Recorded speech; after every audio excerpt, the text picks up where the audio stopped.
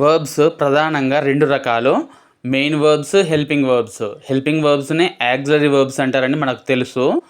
ఈ యాక్సిలరీ వర్బ్స్‌ని మళ్ళీ 2 రకాలుగా విభజించారు. Primary auxiliary verbs, modal auxiliary verbs. గత వీడియోలో మెయిన్ వర్బ్స్ మరియు ప్రైమరీ యాక్సిలరీ వర్బ్స్ గురించి మనం నేర్చుకున్నాం. ఈ వీడియోలో మోడల్ యాక్సిలరీ వర్బ్స్ గురించి నేర్చుకుందాం. Shall, should, will, would, may, might, can, could, must వీటిని మోడల్ యాక్సిలరీ వర్బ్స్ అంటారు. వీటితో పాటు సెమీ మోడల్ యాక్సిలరీ వర్బ్స్ కూడా ఉన్నవి. అవి కూడా చూద్దాం. Need, dare, ought to, used to, be used to, have to, be going to, had better వీటిని సెమీ మోడల్ యాక్సిలరీ వర్బ్స్ అంటారు. మోడల్ వర్బ్స్ అనేవి స్పెషల్ యాక్సిలరీ వర్బ్స్. ఎందుకంటే ఇవి నంబర్ అంటే సింగులర్ నెంబర్, ప్లూరల్ నెంబర్ని బట్టి కానీ పర్సన్ని బట్టి కానీ మారవు. అంటే ఉదాహరణకు ప్రైమరీ యాక్సిలరీ వర్బ్స్ అనేవి సింగులర్ నెంబర్కు ఈజ్, ప్లూరల్ నెంబర్కు ఆర్ వస్తాయి కదా. మోడల్ యాక్సిలరీ వర్బ్స్ అలా మారవు. అంతేకాకుండా ఇవి పని జరిగే స్థాయిని అంటే సర్టెయినిటీ, డిగ్రీ ఆఫ్ సర్టెయినిటీని తెలియజేస్తాయి. మాట్లాడే వ్యక్తి యొక్క యాటిట్యూడ్ని కూడా ఇవి తెలియజేస్తాయి. అందుకే మోడల్ యాక్సిలరీ వర్బ్స్ అనేవి ప్రత్యేకమైనవి.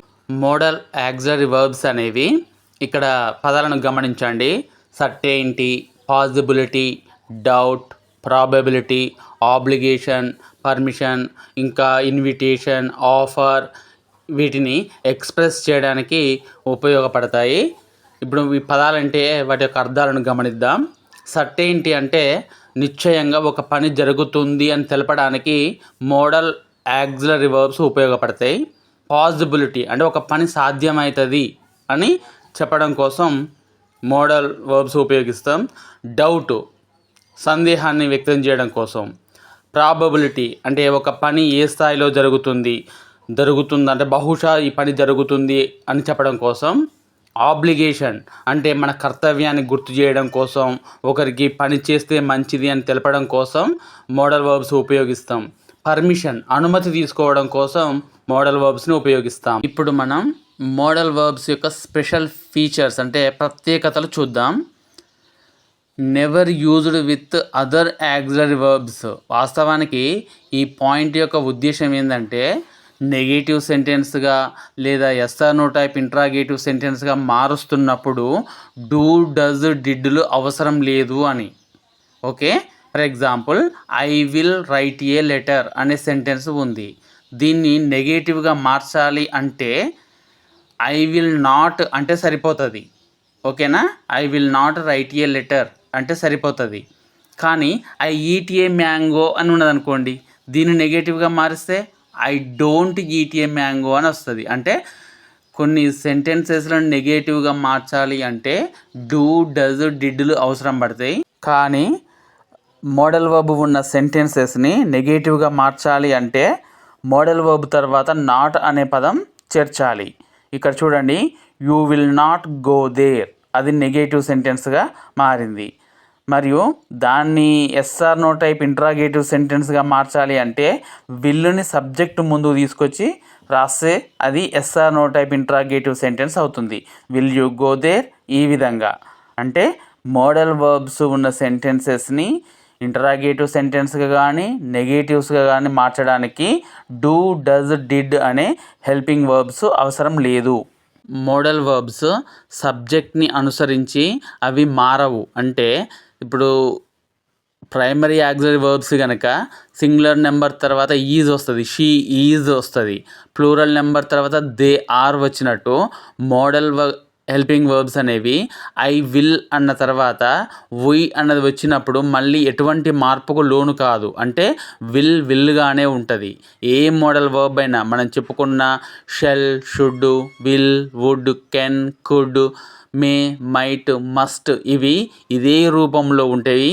ఏ సబ్జెక్టు వాడినప్పటికి కూడా వీటి రూపం మారదు. అంటే ఎస్లు, ఈఎస్లు అనేవి చేరవు. మోడల్ యాక్సిలరీ వర్బ్స్ తర్వాత ఎట్టి పరిస్థితుల్లో కూడా టు ఇన్ఫినిటివ్ వాడకూడదు. టు ఇన్ఫినిటివ్ అంటే 2+V1 కలిగిన ఫామ్. అంటే to eat, to drink, to right, to read ఇటువంటి వాటిని టు ఇన్ఫినిటివ్స్ అంటారు. మోడల్ యాక్సిలరీ వర్బ్స్ తర్వాత టు ఇన్ఫినిటివ్స్ వాడకూడదు. ఇంతసేపు మనం మోడల్ వర్బ్స్ తర్వాత టు ఇన్ఫినిటివ్ వాడవద్దు అనుకున్నాం కదా. ఇప్పుడు మోడల్ వర్బ్స్ ముందు కూడా టు వాడకూడదు. అంటే ఐ టు విల్ గో అని to will, to must, to shall ఇలా అనకూడదు. ఓకే, అంటే మోడల్ యాక్సిలరీ వర్బ్స్కు ముందు కానీ తర్వాత కానీ టు అనే పదం వాడకూడదు. ఇది ప్రధానమైన నియమం. మరో ముఖ్యమైన నియమం ఏమిటంటే రెండు మోడల్ యాక్సిలరీ వర్బ్స్ని కలిపి అసలే వాడకూడదు. అంటే బలం చేకూరడం కోసం I will must go to Hyderabad అంటే అది తప్పు. ఎందుకంటే విల్, మస్ట్ అనేవి రెండు కూడా మోడల్ యాక్సిలరీ వర్బ్స్, రెండింటిని కలిపి వాడకూడదు. మోడల్ వర్బ్స్ తర్వాత ఎల్లప్పుడూ V1 మాత్రమే వాడాలి. అంటే వర్బ్ 1 ప్రజెంట్ ఫామ్ను మాత్రమే వాడాలి. ఇప్పటి వరకు మనం మోడల్ యాక్సిలరీ వర్బ్స్కు సంబంధించి ప్రైమరీ ఇన్ఫర్మేషన్ తెలుసుకున్నాం కదా. అయితే ఈ మోడల్ వర్బ్స్కి ప్రజెంట్ టెన్స్, పాస్ట్ టెన్స్ ఉంటాయి. అవి ఏంటంటే shall, will, may, can, must ఇవి ప్రజెంట్ ఫామ్స్. వీటికి పాస్ట్ టెన్స్ ఏంటిదంటే షెల్కి షుడ్, విల్కి వుడ్, మేకి మైట్, కెన్కి కుడ్, మస్ట్కి హ్యాడ్ టు. ఈ హ్యాడ్ టు అనేది ఎక్కువగా ఇండైరెక్ట్ స్పీచ్లో ఉపయోగిస్తాం. సో ఈ షుడ్, వుడ్, మైట్, కుడ్ అనేవి ఇవి పాస్ట్ టెన్స్. అయితే ఇక్కడ ఒక చిన్న విషయం, I shall go to market అంటే నేను మార్కెట్కు వెళ్తాను. ఇక్కడ ఐ షుడ్ అని అనుకోండి, I should go to market అంటే అర్థం ఏమవుతుంది? నేను మార్కెట్కు వెళ్ళాను అని అర్థం రాదు. మార్కెట్కు వెళ్ళాలి, కూరగాయలు తేవాలి అని అర్థం. సో పాస్ట్ టెన్స్లో ఉన్నంత మాత్రాన పాస్ట్ అర్థాన్ని ఇవి ఇవ్వవు. ఇప్పుడు ఒక్కొక్క దాని గురించి మనం వివరంగా తెలుసుకుందాం. మోడల్ వర్బ్స్లో భాగంగా ఇప్పుడు మనం మే గురించి తెలుసుకుందాం. మే అనే మోడల్ వర్బ్ని పర్మిషన్ తీసుకోవడానికి ఉపయోగిస్తాం. అంటే అనుమతి అడగడానికి. దీన్ని ఫార్మల్ అండ్ పొలైట్ వేలో ఉపయోగిస్తాం. ఇక్కడ ఫార్మల్ లాంగ్వేజ్, ఇన్ఫార్మల్ లాంగ్వేజ్ అని రెండు ఉంటాయి. ఫార్మల్ లాంగ్వేజ్ అనేది అఫీషియల్గా చాలా పొలైట్గా ఉంటుంది. ఇన్ఫార్మల్ లాంగ్వేజ్ అనేది క్యాజువల్గా, ఫ్రెండ్లీగా, అంటే ఇద్దరు ఫ్రెండ్స్ మాట్లాడుకునే విధంగా ఉంటుంది. ఇక్కడ మేని ఫార్మల్ లాంగ్వేజ్లో ఉపయోగిస్తాం, అది గుర్తుంచుకోండి. పర్మిషన్ తీసుకోవడానికి మే ఐ కమిన్ సార్, లోపలికి రావచ్చా సార్. మే వి డ్యాన్స్ నౌ, మనం ఇప్పుడు డ్యాన్స్ చేద్దామా. May I go home now, ఇప్పుడు నేను ఇంటికి వెళ్ళవచ్చా. ఈ విధంగా ఫార్మల్ అండ్ పొలైట్ వేలో పర్మిషన్ అడగడానికి మే అనే మోడల్ వర్బ్ని ఉపయోగిస్తాం. అయితే పర్మిషన్ తీసుకోవడానికి మేతో పాటు కెన్ అనే మోడల్ వర్బ్ను కూడా ఉపయోగిస్తాం. ఇంతసేపు మీకు చెప్పాను కదా, లాంగ్వేజ్ అనేది ఫార్మల్ లాంగ్వేజ్, ఇన్ఫార్మల్ లాంగ్వేజ్ ఉంటుందని. ఫార్మల్ లాంగ్వేజ్ అంటే అఫీషియల్గా, పొలైట్గా ఉంటుంది. ఇన్ఫార్మల్ లాంగ్వేజ్ అంటే క్యాజువల్గా, ఫ్రెండ్లీగా ఉంటుంది. ఇది గుర్తుంచుకోండి. మేని పొలైట్గా, ఫార్మల్గా ఉపయోగిస్తాం. కెన్ని క్యాజువల్గా, ఫ్రెండ్లీగా ఉపయోగిస్తాం. రెండింటిని పర్మిషన్కి ఉపయోగించవచ్చు.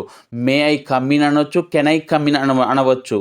కానీ తేడా ఏంటిదంటే మే ఐ కమిన్ అనేది పొలైట్ అండ్ ఫార్మల్ వే. ఒక స్కూల్లో పిల్లలు సార్ని అడగాలంటే మే ఐ కమిన్ సార్ అనాలి. లేదా ఒక ఆఫీస్ లోపలికి వెళ్ళాలి అంటే ఎంప్లాయీస్ ఆ బాస్ని మే ఐ కమిన్ సార్ అని అడగాలి. అది పొలైట్ వే, అది ఫార్మల్ వే. ఒక ఫ్రెండ్ మన ఇంటికి రావాలంటే కెన్ ఐ కమిన్ అని రావచ్చు. ఓకే, ఇక్కడ చూడండి, may I borrow your pen, మీ పెన్ను నేను తీసుకోవచ్చా. ఇది polite and formal way. Can I borrow your pen, నీ పెన్ను తీసుకోవచ్చా. ఇది ఇన్ఫార్మల్గా, క్యాజువల్గా ఒక ఫ్రెండ్ని అడిగినట్టుగా ఉంటుంది. ఓకే, ఈ విధంగా మే అండ్ కెన్ రెండు మోడల్ వర్బ్స్ని పర్మిషన్ కోసం వాడవచ్చు. But the difference, May is used in polite way, formal way. Okay, can is informal and friendly manner. ఇప్పటి వరకు మే అనే మోడల్ వర్బ్ని పొలైట్గా పర్మిషన్ అడగడానికి ఉపయోగిస్తారని తెలుసుకున్నాం కదా. ఇప్పుడు పాజిబిలిటీని తెలియజేయడానికి కూడా మేని ఉపయోగిస్తాం. పాజిబిలిటీ అంటే జరిగే అవకాశం ఉన్నది అని తెలియజేయడం. ఇప్పుడు ఎగ్జాంపుల్ ద్వారా మనం విషయాన్ని అర్థం చేసుకుందాం. కమల మే కమ్ నెక్స్ట్ వీక్. కమల వచ్చే వారం రావచ్చు. దెర్ ఇస్ ఛాన్స్, ఆమె వచ్చే అవకాశం ఉన్నది, పాసిబిలిటీ. హీ మే అగ్రీ, అతను అంగీకరించవచ్చు. The news may be true, ఆ న్యూస్ నిజమే కావచ్చు, నిజమే అయి ఉంటుంది. ఇదా సాధ్యమవుతుంది, అయి ఉండే అవకాశం ఉంది అని చెప్పడం. ఒక పని జరిగే ఛాన్స్ ఉంది అని చెప్పడానికి, అంటే పాసిబిలిటీని తెలియజేయడానికి మే అనే మోడల్ వర్బ్ను ఉపయోగిస్తారు అని మనం తెలుసుకున్నాం కదా. అయితే మే అనే మోడల్ వర్బ్తో పాటు మైట్ అనే మోడల్ వర్బ్ కూడా ఉపయోగిస్తాం. అయితే ఒక చిన్న తేడా ఉంది. ఇంతసేపు మనం మేకి కెన్కి కంపారిజన్ ద్వారా పర్మిషన్ వే తెలుసుకున్నాం కదా. ఇక్కడ మే అండ్ మైట్ను ఉపయోగించి పాసిబిలిటీ ఛాన్స్ ఏందో చూద్దాం. ఈ రెండు కూడా పాసిబిలిటీని తెలియజేస్తాయి, మే అండ్ మైట్. కానీ డిఫరెన్స్ గమనించండి. ఇట్ మే రెయిన్ లేటర్, తర్వాత వర్షం పడవచ్చు అని సెంటెన్స్ ఉంది. ఇట్ మైట్ రెయిన్ లేటర్, తర్వాత వర్షం పడవచ్చు. రెండింటి మీనింగ్ ఒకటే, కానీ పాసిబిలిటీ చూద్దాం. మే ఉపయోగించినప్పుడు a good chance of rain అంటే మే అనేది ఎక్కువ ఛాన్స్ని తెలియజేస్తుంది. ఇట్ మైట్ రెయిన్ లేటర్ అంటే పడే ఛాన్స్ కొంచెం తక్కువ అని అర్థం. రెండు పాసిబిలిటీని సూచించినప్పటికీ మే అనేది హయ్యర్ పాసిబిలిటీ, మైట్ అనేది లోయర్ పాసిబిలిటీని తెలియజేస్తుంది. పర్మిషన్స్కి, పాసిబిలిటీకి మేని ఎలా ఉపయోగించాలో తెలుసుకున్నాం కదా. ఇప్పుడు విషెస్, బ్లెస్సింగ్స్ ఆర్ హోప్ని తెలియజేయడానికి మే అనే మోడల్ వర్బ్ని ఎలా ఉపయోగిస్తారో చూద్దాం. చూడండి. మే గాడ్ బ్లెస్ యూ, దేవుడు మిమ్మల్ని దీవించునుగాక. May his soul rest in peace, అతని ఆత్మకు శాంతి చేకూరునుగాక. మే యు బీ హ్యాపీ, మీరు హ్యాపీగా ఉందురుగాక. అంటే ఇవి బ్లెస్సింగ్స్ అండ్ విషెస్. ఈ విధంగా మే మోడల్ వర్బ్ని ఉపయోగించి permission, possibility, wishes, blessings or హోప్ని మనం తెలియజేస్తాము. ఇప్పుడు మరో మోడల్ వర్బ్ గురించి తెలుసుకుందాం. షెల్ అనే మోడల్ వర్బ్ని ఫస్ట్ పర్సన్ ప్రొనౌన్స్తో వాడినప్పుడు అది ఫ్యూచర్ టెన్స్ని తెలియజేస్తుంది. చూడండి. ఫస్ట్ పర్సన్ ప్రొనౌన్స్ అంటే ఐ, వుయ్, వీటిని ఫస్ట్ పర్సన్ ప్రొనౌన్స్ అంటారు. I shall go to Hyderabad tomorrow, నేను రేపు హైదరాబాద్ వెళ్తాను. ఇది ఫ్యూచర్ టెన్స్కి చెందిన sentence. We shall pay bill next week, వచ్చే వారం మేము బిల్ పే చేస్తాము. ఇది కూడా జరగబోయే పని, ఫ్యూచర్ టెన్స్. ఈ విధంగా షెల్ని ఫస్ట్ పర్సన్ ప్రొనౌన్స్ అయిన ఐ, వుయ్తో వాడితే అది ఫ్యూచర్ టెన్స్ అవుతుంది. షెల్ని ఫస్ట్ పర్సన్తో వాడినప్పుడు జనరల్ ఫ్యూచర్ని తెలియజేస్తే, సెకండ్ పర్సన్, థర్డ్ పర్సన్లో వాడినప్పుడు మాత్రం అది ప్రామిస్, డిటర్మినేషన్, వార్నింగ్లను తెలియజేస్తుంది. ఎగ్జాంపుల్స్ ద్వారా పరిశీలిద్దాం. చూడండి. He shall pay you on Monday, అతడు మండే రోజు మీకు డబ్బులు పే చేస్తాడు, ఖచ్చితంగా మీకు పే చేస్తాడు, నేను మీకు మాటిస్తున్నాను అని అర్థం. యూ షెల్ బి ట్రాన్స్ఫర్డ్, ఇది వార్నింగ్. అంటే మీరు సరిగ్గా పని చేయకపోతే, విధుల పట్ల నిర్లక్ష్యం వహిస్తే మిమ్మల్ని ట్రాన్స్ఫర్ చేపిస్తాను, ఏమనుకుంటున్నావో అలా అంత భయంకరంగా చెప్తేనే యూ తర్వాత షెల్ వాడాలి. అదేవిధంగా he shall work hard to win the race, అతడు గెలవడం కోసం చాలా కష్టపడతాడు. ఇది అతని సంకల్పాన్ని, డిటర్మినేషన్ని తెలియజేస్తుంది. ఈ విధంగా షెల్ని ఫస్ట్ పర్సన్తో వాడినప్పుడు ఫ్యూచర్ టెన్స్ని మాత్రమే తెలియజేస్తుంది. అదే షెల్ని సెకండ్ అండ్ థర్డ్ పర్సన్తో వాడినప్పుడు మాత్రం ప్రామిస్, వార్నింగ్, డిటర్మినేషన్ని తెలియజేస్తుంది. ఇది ముఖ్యమైన భేదం. ఇప్పటి వరకు షెల్ని మనం సెకండ్ అండ్ థర్డ్ పర్సన్స్తో వాడినప్పుడు అది ఏ విధంగా ప్రవర్తిస్తుందో అని తన యొక్క బిహేవియర్ని మనం చూసాము కదా. ఇప్పుడు షెల్ వి ఎక్స్ప్రెసెస్ని willingness to do something for others, అంటే వేరే వాళ్ళ కోసం మనం ఒక పని చేయడానికి సిద్ధంగా ఉన్నాము అని తెలియజేయడానికి ఉపయోగిస్తాం. అంటే మీరు ఒప్పుకుంటే మీకోసం నేను ఈ పని చేస్తాను అని చెప్పడం కోసం. చూడండి. Shall I open the door for you, మీకోసం నేను డోర్ ఓపెన్ చేయనా. Shall I carry the box for you, మీకోసం మీ బాక్స్ మోయనా. షెల్ వి అసిస్ట్ యూ, మీకు సహాయం చేయనా? ఈ విధంగా మన విల్లింగ్నెస్ను తెలియజేస్తుంది. అంటే నేను నీ కోసం పనిచేయడానికి సిద్ధంగా ఉన్నాను అని చెప్పడం కోసం షెల్ ఐ, షెల్ వి వంటి ఎక్స్ప్రెషన్స్ని ఉపయోగిస్తాము. షెల్ తర్వాత మనం నేర్చుకోబోతున్న మోడల్ వర్బ్ విల్. విల్ని సెకండ్ అండ్ థర్డ్ పర్సన్స్తో వాడినప్పుడు అది ఫ్యూచర్ టెన్స్ని తెలియజేస్తుంది. చూడండి, హీ విల్ గో టుమారో, అతడు రేపు వెళ్తాడు. యూ విల్ వర్క్ హియర్, మీరు ఇక్కడ పని చేస్తారు. అంటే ఇవి ఫ్యూచర్ యాక్షన్స్ని. ఒక విషయం గుర్తుంచుకోండి, షెల్ని ఫస్ట్ పర్సన్తో, విల్ని సెకండ్ థర్డ్ పర్సన్స్తో వాడినప్పుడు ఫ్యూచర్ టెన్స్ని తెలియజేస్తాయి. విల్ని సెకండ్ అండ్ థర్డ్ పర్సన్తో వాడినప్పుడు ఫ్యూచర్ టెన్స్ని తెలియజేస్తుంది అని తెలుసుకున్నాం కదా. అదే విల్ని ఫస్ట్ పర్సన్తో వాడినప్పుడు అది థ్రెట్ కానీ, వార్నింగ్, ప్రామిస్, డిటర్మినేషన్ తెలియజేస్తుంది. ఇక్కడ ఎగ్జాంపుల్స్ గమనించండి. I will pay you on Monday, Monday రోజు మీకు తప్పనిసరిగా చెల్లిస్తాను, ప్రామిస్ ఇది. ఐ విల్ సీ యూ, మీ అంతు చూస్తాను, ఇది ఒక warning. I will achieve my goal, నేను తప్పకుండా నా గోల్ సాధిస్తాను, ఇది డిటర్మినేషన్. ఈ విధంగా విల్ని సెకండ్ అండ్ థర్డ్ పర్సన్తో వాడినప్పుడు జనరల్ ఫ్యూచర్ని, అదే ఫస్ట్ పర్సన్తో వాడినప్పుడు ఒక ప్రామిస్ని, ఒక డిటర్మినేషన్, ఒక వార్నింగ్ను తెలియజేస్తుంది. ఇదే విషయాన్ని మరోసారి చూద్దాం. ఇక్కడ ఇచ్చిన పిక్చర్ని జాగ్రత్తగా గమనించండి. ఇందులో ఇవ్వబడిన pronouns first person pronouns I, we. వీటితో షెల్ వాడితే ఫ్యూచర్ టెన్స్ను సూచిస్తుంది. ఓకే, అదే ఫస్ట్ పర్సన్ ప్రొనౌన్స్తో విల్ వాడితే ప్రామిస్, థ్రెట్, డిటర్మినేషన్ సూచిస్తుంది. థర్డ్ పర్సన్ ప్రొనౌన్స్ అయిన he, she, it, Kamala, they వీటితో విల్ వాడితే ఫ్యూచర్ టెన్స్ను సూచిస్తుంది. అదే థర్డ్ పర్సన్ ప్రొనౌన్స్ షెల్తో వాడినప్పుడు ప్రామిస్, వార్నింగ్, డిటర్మినేషన్ అనే అర్థాన్ని ఇస్తాయి. ఇప్పటి వరకు మనం విల్కి, షెల్కి డిఫరెన్స్ చూసాం కదా. ఇప్పుడు విల్ నాట్ అండ్ దాని యొక్క కాంట్రాక్టెడ్ ఫామ్ వోంట్ లేదా short form can be used in a polite refusal of one. అంటే ఎవరైనా మనల్ని ఒక ఫంక్షన్కి ఆహ్వానించినప్పుడు మనం వెళ్ళలేము, దాన్ని మనం పొలైట్గా ఎలా రిఫ్యూజ్ చేయాలి అంటే ఇక్కడ ఇచ్చిన సెంటెన్స్ని ఆ విధంగానే వాడాలని గ్రామర్ శాస్త్రవేత్తలు చెప్పడం జరిగింది. ముందుగా ఆహ్వానం చెప్పినందుకు థ్యాంక్స్ చెప్పాలి, తర్వాత రాలేము అని చెప్పాలి, తర్వాత వాళ్ళకు విషెస్ చెప్పాలి. చూడండి, thank you so much for the invitation, I want to be able to attend, have a fantastic time. చాలా బాగా చెప్పారు కదా. ఈ విధంగా వోంట్ను వాడి మనం ఒక ఆహ్వానాన్ని పొలైట్గా రిఫ్యూజ్ చేయవచ్చు. మోడల్ వర్బ్ అయిన విల్ని కమాండ్స్ మరియు ఇన్స్ట్రక్షన్స్ ఇవ్వడానికి కూడా ఉపయోగించవచ్చు. గమనించండి, the girls will not wear the shorts, you will deliver the welcome speech.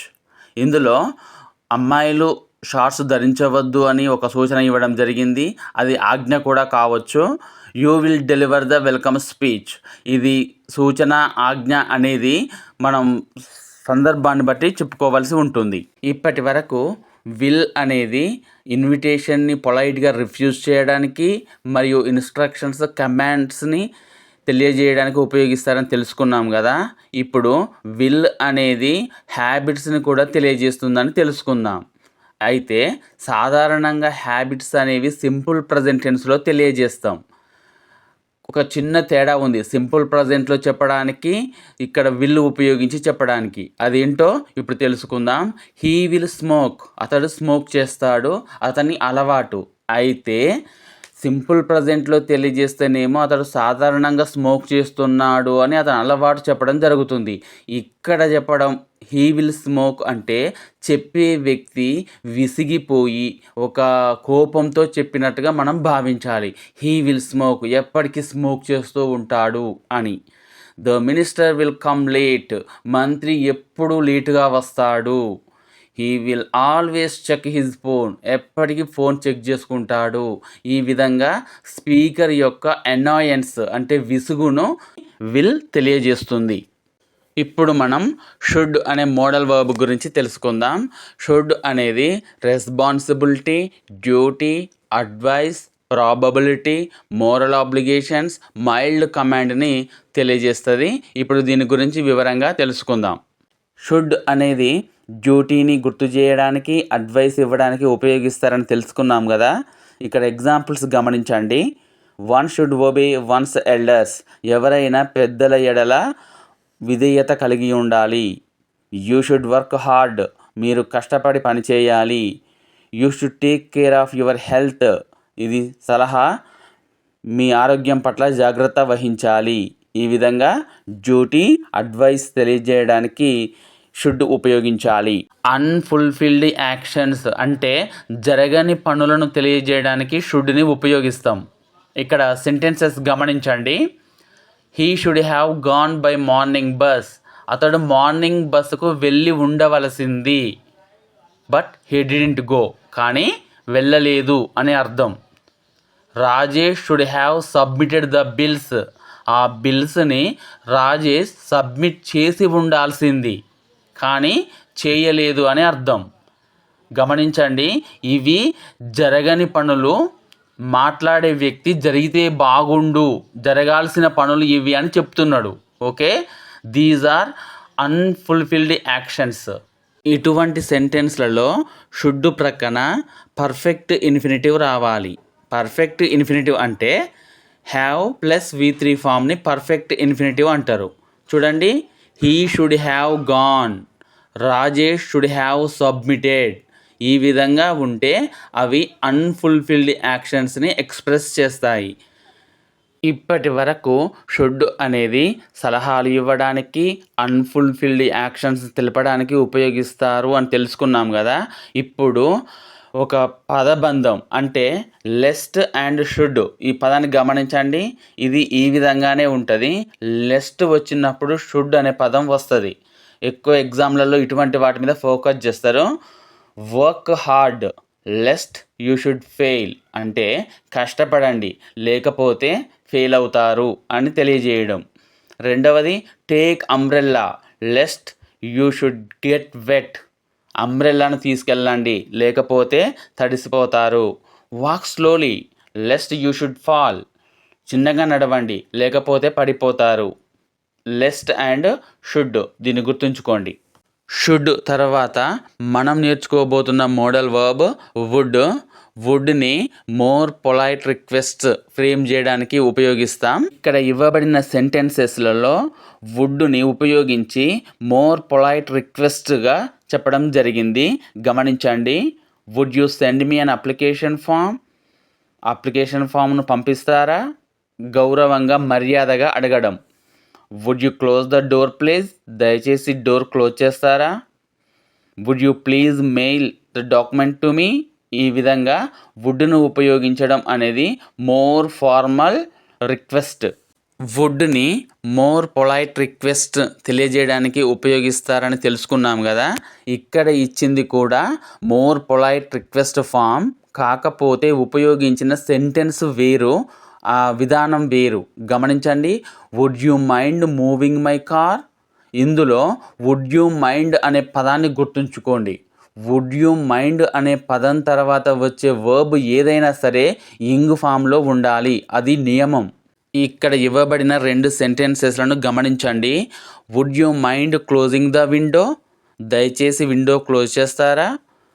Would you mind తర్వాత క్లోజింగ్ వాడడం జరిగింది, అది ఇంగ్ ఫామ్లో ఉన్నది, present participle. Next would you mind passing the salt, ఇక్కడ కూడా వుడ్ యూ మైండ్ తర్వాత పాసింగ్ అనే పదం వాడడం జరిగింది. ఈ విధంగా వుడ్ యూ మైండ్ని ఉపయోగించి కూడా పొలైట్ రిక్వెస్ట్ని ఫ్రేమ్ చేయవచ్చు. ఇప్పటి వరకు వుడ్ యూ మైండ్ని ఉపయోగించి పొలైట్ రిక్వెస్ట్ని ఎలా చేయాలో తెలుసుకున్నాం కదా. వుడ్ యూ మైండ్ తర్వాత ఇంగ్ ఫామ్ అంటే వర్బ్ 1 ప్లస్ ఇంగ్ ఫామ్ని వాడాల్సి ఉంటుంది. ఇప్పుడు వుడ్ యూ మైండ్ ఇఫ్ అనే పదం వాడి ఆస్కింగ్ పర్మిషన్ అంటే ఇక్కడ వాళ్ళను పని చేయమనం, మనమే చేస్తాం కానీ వాళ్ళ పర్మిషన్ తీసుకుంటాం. చూడండి, దీనికి కూడా ఒక రిస్ట్రిక్టెడ్ స్ట్రక్చర్ ఉన్నది. ఆ నియమాన్ని మనం ఫాలో కావాల్సిందే. వుడ్ యూ మైండ్ ఇఫ్ తర్వాత వచ్చే సెంటెన్స్ ఏమై ఉంటుంది చూడండి. Would you mind if I open the window, నేను విండో ఓపెన్ చేస్తే మీకేమైనా అభ్యంతరమా? ఆ విధంగా అడగడం. వుడ్ యూ మైండ్ తర్వాత వచ్చే వర్బ్ పాస్ట్ టెన్స్లో ఉండాలి. ఇక్కడ స్ట్రక్చర్ ఇవ్వడం జరిగింది. Would you mind plus if subject past tense. Would you mind if తర్వాత వాడే సెంటెన్స్ పాస్ట్ టెన్స్లో ఉండాలని తెలుసుకున్నాం కదా. ఇక్కడ మరికొన్ని ఉదాహరణలు గమనిద్దాం. Would you mind if I sat here, ఇక్కడ కూర్చుంటే మీకేమైనా అభ్యంతరమా? చూడండి అడిగే విధానం. Would you mind if I used your phone, మీ ఫోన్ ఒకసారి వాడితే మీకేమైనా అభ్యంతరమా? Would you mind if I came in, నేను లోపలికి వస్తే మీకు ఏ సమస్య లేదు కదా. ఈ విధంగా వాళ్ళ పర్మిషన్ తీసుకోవడం కోసం వుడ్ యూ మైండ్ ఇఫ్ వాడతాం. ఇక్కడ వుడ్ యూ మైండ్ ఇఫ్ తర్వాత రావాల్సిన వర్బ్ పాస్ట్ టెన్స్లో ఉండాలి. ఇది గుర్తుంచుకోండి. ఇప్పటి వరకు వుడ్ యూ మైండ్ ఇఫ్ మరియు వుడ్ ఈ పదాలను వాడి మోర్ పొలైట్ రిక్వెస్ట్ సెంటెన్స్ని ఎలా ఫ్రేమ్ చేయాలో తెలుసుకున్నాం కదా. ఇప్పుడు వుడ్ని ఉపయోగించి ప్రిజంప్షన్ లేదా ప్రాబబిలిటీ అంటే ఒక పని జరగొచ్చు అని తెలియజేయడానికి కూడా వుడ్ని ఉపయోగిస్తాం. ఇప్పుడు ఆ విషయం చూద్దాం. She would be cooking now, ఆమె ఇప్పుడు వంట చేస్తూ ఉండవచ్చు అంటే ఇది ప్రాబబిలిటీ, బహుశా చేస్తుందేమో అని చెప్పడం. He would be in the shuttle court at this time, ఈ సమయంలో అతడు షటిల్ కోర్ట్లో ఉండొచ్చు, ప్రాబబిలిటీ. ఓకే, ఈ విధంగా లైక్లీహుడ్, ప్రాబబిలిటీ. లైక్లీహుడ్ అంటే కూడా ఇంచుమించు ప్రాబబిలిటీ లాంటిదే, అంచనా వేయడం. ఈ విధంగా వుడ్ని ప్రాబబిలిటీని తెలియజేయడానికి ఉపయోగిస్తాము. వుడ్ని మోర్ పొలైట్ రిక్వెస్ట్ ఫామ్స్కి కాకుండా ఇన్విటేషన్, ఆఫర్స్ని తెలియజేయడానికి కూడా ఉపయోగిస్తాము. Would you come with me, నాతో వస్తారా? Would you have some more tea, ఇంకొంచెం టీ కావాలా? ఇవి ఆఫర్స్ అండ్ ఇన్విటేషన్స్. ఇప్పటి వరకు వుడ్ని more polite request forms, invitation and ఆఫర్స్కి ఎలా ఉపయోగించాలో తెలుసుకున్నాం కదా. ఇప్పుడు వుడ్ లైక్ అనే పదాన్ని ఎలా వాడాలో తెలుసుకుందాం. వుడ్ లైక్ అంటే అర్థం వాంట్, కావాలి. కాకపోతే వాంట్ అనేది ఇన్ఫార్మల్గా ఉపయోగిస్తాం. వుడ్ లైక్ అనేది మోర్ పొలైట్ ఫామ్. చూడండి, I would like to see my mother, నేను మా అమ్మను చూడాలనుకుంటున్నాను. I would like some coffee, నాకు ఇంకొంత కాఫీ కావాలి. I would like to know who she is, ఆమెవరో నాకు తెలుసుకోవాలని ఉంది. ఈ విధంగా వుడ్ లైక్ అనేది వాంట్ అర్థాన్ని ఇస్తుంది, కాకపోతే మర్యాదగా పొలైట్గా తెలియజేస్తుంది. వుడ్ లైక్ తర్వాత మనం నేర్చుకోబోయే మరో ఎక్స్ప్రెషన్ వుడ్ ర్యాదర్ దాన్. దీనిని ఉపయోగించి ఒక చాయిస్ని, ఒక ప్రిఫరెన్స్ని మనం ఎలా తెలియజేయాలో తెలుసుకుందాం. I would rather drink coffee than tea. ఇక్కడ టీ కంటే నేను కాఫీ తాగడానికి ఇష్టపడతాను అని తెలియజేస్తున్నాం. చూడండి, టీ, కాఫీలలో మన చాయిస్ ఏదో తెలియజేస్తున్నాం వుడ్ ర్యాదర్ దాన్ ఉపయోగించి.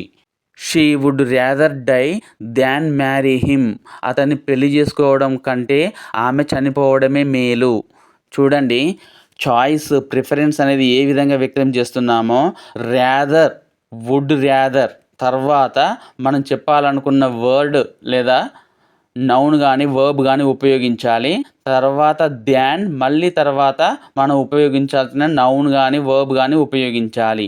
ఇక్కడ మీరు గమనించాల్సిన ముఖ్యమైన విషయం ఏమిటంటే, వుడ్ ర్యాదర్ తర్వాత నౌన్ వస్తే పర్వాలేదు, కానీ వుడ్ ర్యాదర్ తర్వాత వర్బ్ వస్తే మాత్రం అది ఖచ్చితంగా V1 అయి ఉండాలి. వుడ్ ర్యాదర్ డై అని ఉండాలి, అది గుర్తుంచుకోండి. ఇక్కడ మరొక ఎగ్జాంపుల్ గమనించండి. I would rather stay at home than go to the cinema. ఇక్కడ వుడ్ ర్యాదర్ తర్వాత ఉపయోగించిన వర్బ్ V1లో ఉన్నది. దాన్ తర్వాత ఉపయోగించిన వర్బ్ కూడా V1గానే ఉన్నది. దీని అర్థం సినిమాకు వెళ్ళడం కంటే ఇంట్లోనే ఉండడం మేలు. ఇక్కడ మరొక ఎగ్జాంపుల్ గమనించండి. I would rather stay at home than go to the cinema. ఇక్కడ వుడ్ ర్యాదర్ తర్వాత ఉపయోగించిన వర్బ్ V1లో ఉన్నది. దాన్ తర్వాత ఉపయోగించిన వర్బ్ కూడా V1గానే ఉన్నది. దీని అర్థం సినిమాకు వెళ్ళడం కంటే ఇంట్లోనే ఉండడం మేలు. ఇప్పటి వరకు మనం వుడ్ను ఉపయోగించి పొలైట్ రిక్వెస్ట్ చేయడం, ఇన్విటేషన్ ఆఫర్స్ని తెలపడం, would you mind if, would like and would rather than వంటి పదాలను తెలుసుకున్నాం కదా. ఇప్పుడు వుడ్ని ఇంప్రాబేబుల్ కండిషన్స్లో ఎలా ఉపయోగించాలో తెలుసుకుందాం. ఇంప్రాబేబుల్ అంటే జరగనివి, ఊహాజనితమైనవి మాత్రమే. చూడండి, if I were a bird I would fly. ఇది రిస్ట్రిక్టెడ్ స్ట్రక్చర్. ఇందులో వుడ్ని ఈ విధంగానే ఉపయోగించాలి. If I were a king I would make you queen. నేనే గనక రాజునైతే నిన్ను రాణిని చేస్తాను. If I were a bird I would fly. నేనే గనక పక్షినైతే గాల్లో ఎగురుతాను. దీస్ సెంటెన్సెస్ ఆర్ ఇంప్రాబేబుల్, జరగనివి, ఊహాజనితమైనవి. ఇందులో వుడ్ ఉపయోగించాలి. షుడ్ లాగానే వుడ్ కూడా కండిషనల్ సెంటెన్సెస్లో జరగని పనిని తెలియజేస్తుంది. ఇఫ్ ఈ హ్యాడ్ కమ్ టు మీ, నా దగ్గరికి అతడు వచ్చి ఉంటే, అంటే రాలేదు, వచ్చి ఉంటే, I would have given him a job, అతనికి జాబు ఇచ్చి ఉండేవాడిని. ఈ విధంగా వుడ్ అనేది జరగని పనిని తెలపడానికి, అంటే అన్ఫుల్ఫిల్డ్ యాక్షన్ని తెలియజేయడానికి ఉపయోగించినప్పుడు వుడ్ పక్కన పర్ఫెక్ట్ పార్టిసిపుల్ రావాలి. పర్ఫెక్ట్ పార్టిసిపుల్ అంటే హ్యావ్ పక్కన V3 ఉండాలి. షుడ్లో కూడా మనం ఈ విషయాన్ని చర్చించుకున్నాం. గతంలోని అలవాట్లు లేదా పాస్ట్ హ్యాబిట్స్ను తెలపడానికి వుడ్ మరియు యూజ్డ్ అనే 2 పదాలను ఉపయోగిస్తాం. అయితే ఇక్కడ ఒక డిఫరెన్స్ ఉన్నది. ఏంటంటే స్పెసిఫిక్గా సందర్భానుసారంగా చెప్పినప్పుడేమో వుడ్ని వాడాలి. గతంలో చేసిన హ్యాబిట్స్ ఇప్పుడు లేకపోతే దానిని యూజ్డ్ ఉపయోగించి తెలపాలి. ఇప్పుడు ఉదాహరణల ద్వారా తెలుసుకుందాం. ఇక్కడ ఇచ్చిన 2 సెంటెన్సెస్లని జాగ్రత్తగా గమనించండి. We used to play in the garden. మేము గార్డెన్లో ఆడుకునే వాళ్ళము అంటే ఇప్పుడు ఆడుకోవట్లేదు, గతంలో ఆడుకున్నాము అనే అర్థం వస్తుంది. గతంలో ఉన్న అలవాటు ఇప్పుడు లేకపోతే యూజ్డ్ టు వాడాలి. అంటే ఐ యూజ్డ్ టు స్మోక్, నేను స్మోక్ చేసేవాడిని గతంలో, ఇప్పుడు బంద్ చేశాను అని అర్థం వస్తుంది. ఇక మనం వుడ్ గురించి చర్చించుకుంటున్నాం కాబట్టి whenever we want to my uncle house we would play in the garden. మేము మా అంకుల్ ఇంటికి వెళ్ళినప్పుడల్లా ఆ గార్డెన్లో ఆడుకునే వాళ్ళము. అంటే స్పెసిఫిక్గా ఎప్పుడు ఆడుకునే వాళ్ళము అనేది సందర్భానుసారంగా తెలుపుతుంది కాబట్టి ఇక్కడ వుడ్ వాడాలి. వుడ్ తర్వాత మనం నేర్చుకోబోతున్న మోడల్ వర్బ్ కెన్. కెన్ అనేది ఎబిలిటీని సూచిస్తుంది, అంటే సామర్థ్యాన్ని సూచిస్తుంది. చూడండి, ఐ కెన్ ప్లే చెస్, నేను చెస్ ఆడగలను.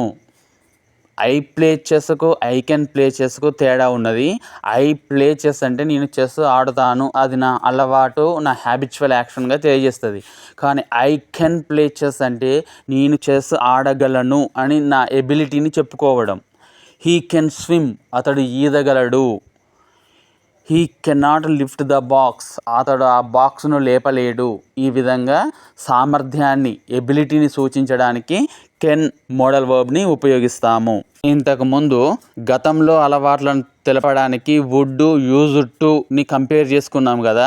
వుడ్ అనేది స్పెసిఫిక్ అలవాటును, యూజ్డ్ టు అనేది గతంలో చేసి ఇప్పుడు మానేసిన అలవాటును తెలియజేస్తుంది అని. సేమ్ ఆ విధంగానే కంపేర్ చేస్తూ కెన్, బీ ఏబుల్ టు ఈ 2 పదాలను అర్థం చేసుకుందాం. కెన్, బీ ఏబుల్ టు ఈ 2 కూడా ఎబిలిటీని సూచిస్తాయి. కాకపోతే కెన్ అనేది general ability, be able to అనేది స్పెసిఫిక్ అచీవ్మెంట్. అంటే ఒక ప్రత్యేక సందర్భంలో సందర్భానుసారంగా చెప్తూ ఉన్నప్పుడు మాత్రం బీ ఏబుల్ టు అనే పదం వాడతాం. చూద్దాం, ఎగ్జాంపుల్ ద్వారా అర్థం చేసుకుందాం. ఇక్కడ ఇవ్వబడిన సెంటెన్సెస్ను ఒకసారి గమనించండి. I can lift the box, నేను బాక్స్ని ఎత్తగలను. I am able to lift the box, ఆ బాక్స్ని ఎత్తే సామర్థ్యం నాకు ఉన్నది. అంటే ఈ 2 సెంటెన్సెస్ యొక్క మీనింగ్ సేమ్. 3వ సెంటెన్స్ గమనించండి. I was able to lift the box when I was young. అని స్పెసిఫిక్గా చెప్పబడింది కాబట్టి ఇక్కడ వాస్ ఏబుల్ టు ఉపయోగించబడింది. ఇక్కడ 2 సెంటెన్సెస్ ఉన్నవి, ఒకసారి గమనించండి. I can lift the box, నేను ఆ బాక్స్ని ఎత్తగలను. రెండవది I will be able to lift the box, నాకు ఆ బాక్స్ని ఎత్తే సామర్థ్యం ఉంటుంది ఫ్యూచర్లో, ఇప్పుడు లేదు, but I will get energy in future, then I can lift the box. ఆ మీనింగ్తో రెండవ సెంటెన్స్ ఇవ్వడం జరిగింది. ఈ విధంగా అర్థం వచ్చేటట్లు కెన్ని ఉపయోగించలేం. ఒకవేళ నేను I will can lift the box అని రాస్తే ఆ సెంటెన్స్ రాంగ్ అవుతుంది. ఎందుకంటే విల్ కెన్ అనేవి రెండు కూడా మోడల్ వర్బ్స్. రెండు మోడల్ వర్బ్స్ని ఎప్పుడు ప్రక్కగా ఉపయోగించకూడదు. సో కెన్ ఉపయోగించలేని చోట బీ ఏబుల్టీని ఉపయోగించి మనం సెంటెన్స్ని అర్థవంతంగా మార్చవచ్చు. కెన్ అనే మోడల్ వర్బ్ని ఇన్ఫార్మల్ వేలో పర్మిషన్ అడగడానికి ఉపయోగిస్తాము. మే అనే మోడల్ వర్బ్ని ఫార్మల్ వేలో పర్మిషన్ అడగడానికి ఉపయోగిస్తాము. Can I go to class, can I borrow your bicycle, can I park my car here, ఇవన్నీ ఇన్ఫార్మల్ వేలో పర్మిషన్ అడగడానికి ఉపయోగించే సెంటెన్సెస్. మనం మే విభాగంలో may I come in, can I come in అని కంపారిజన్ చేశాము. మే ఐ కమిన్ అనేది formal sentence, can I come in అనేది ఇన్ఫార్మల్ సెంటెన్స్. పర్మిషన్ ఇవ్వడానికి కెన్ అనే మోడల్ వర్బ్ని ఉపయోగిస్తాము. ఇక్కడ ఎగ్జాంపుల్స్ గమనించండి. I can meet the principal అంటే నేను ప్రిన్సిపాల్ని కలవగలను, అంటే నాకు ఆల్రెడీ అనుమతి ఉంది, నేను కలిసి రాగలను అని ఈ వాక్యం వ్యక్తపరుస్తుంది. రెండవ సెంటెన్స్ గమనించండి. You can take my car అంటే యూ హ్యావ్ అథారిటీ, అంటే మీకు హక్కు ఉన్నది, మీకు పర్మిషన్ ఉన్నది నా కార్ తీసుకునేందుకు, కాబట్టి you can take my car. Permission ఇవ్వడానికి మే అనే మోడల్ వర్బ్ని కూడా ఉపయోగిస్తాం. అయితే కెన్కు బదులు మే వాడినప్పుడు అర్థం మారుతుంది. You can take my car అంటే తీసుకునే వ్యక్తికి అథారిటీ, రైట్ ఉంది అన్న మీనింగ్ వస్తుంది. అదే you may take my car అంటే నేనే మీకు పర్మిషన్ ఇస్తున్నాను నా కార్ తీసుకోవడానికి, మీకు ఎటువంటి అథారిటీ లేదు అన్న మీనింగ్ ధ్వనిస్తుంది. పర్మిషన్ ఇవ్వడానికి మే అండ్ కెన్ అనే మోడల్ వర్బ్స్ని ఉపయోగిస్తాము. అయితే ఒక చిన్న తేడా ఉంది, గమనించండి. He may take my umbrella, అతడు నా అంబ్రెల్లా తీసుకోవచ్చు అంటే నేను అతనికి పూర్తి పర్మిషన్ ఇస్తున్నాను, అతనికి ఏ రైట్ లేకపోయినప్పటికీ. ఓకేనా? రెండవ సెంటెన్స్ గమనించండి. He can take my umbrella. ఇక్కడ కెన్ అనే మోడల్ వర్బ్ వాడినప్పుడు తీసుకునే వ్యక్తికి కొంచెం రైట్, అథారిటీ అనేది ఉంటుంది, కాబట్టి అతడు అంబ్రెల్లా తీసుకోవచ్చు అనే అర్థం ధ్వనిస్తుంది. ఇప్పటి వరకు shall, should, will, would, can, మేల గురించి తెలుసుకున్నాం. మిగిలిన మోడల్ వర్బ్స్ కోసం పార్ట్ 2 చూడండి. Thank you.